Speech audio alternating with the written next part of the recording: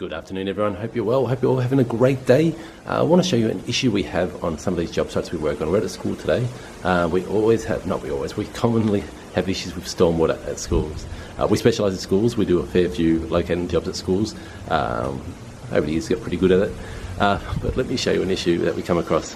Have a look at this. So you got a stormwater pipe. So it's a downpipe, comes down, and then either travels along that way or travels out and then along that way.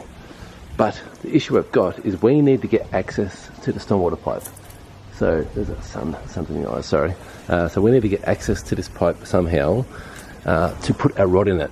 So on some downpipes, you can normally lift up the stormwater pipe and put your downpipe and put your rod in it. Sometimes you can get into the bottom. This one here is all sealed up, as you see here. It's all sealed up. It's a bit punched up. Look at this. Look at these. On a side note, what are the kids doing to these stormwater pipes? Like, are they punching them? Are they practicing boxing? I guess at least to get their frustration out on that could be better than taking it out on other kids. But anyway, side note. But yeah, so see that. Now, I do know other locators that will cut a hole in it and put their rod in it that way. The issue I've got with that, why I don't like doing that, is because then you still need to patch this up.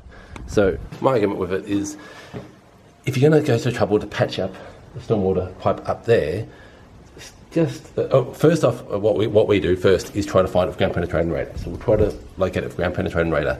If we can't find a ground penetrating radar, then I don't worry about it. I say to the client, if you do hit it, wherever you hit it, we can rod it from then, because then you got access to it, so we can then rod it from the access.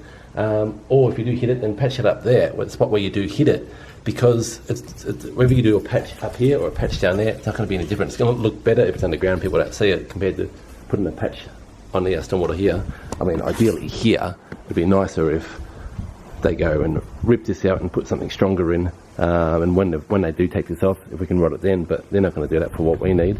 Now, there is a stormwater drain there, so it could be running up this way for all we know, and we might be able to and we might be able to find it with the GPR through here, coming out through here, and then we might be able to, work out what this is. So if you get a line from, say, stormwater there, so if you get see a line along here, then it stops here, and you don't get anything over here, then you can assume that's stormwater. But again, it's not guaranteed. We don't know definitely that we'll be able to pick it up or help see it. So I just basically wanted to show you one of the issues we have with stormwater.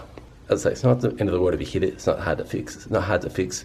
I know a lot of guys get annoyed when I say that, because we're damage prevention. We should be doing everything we can to prevent you from hitting underground services, and we do. We go out of our way to make sure you don't hit underground services.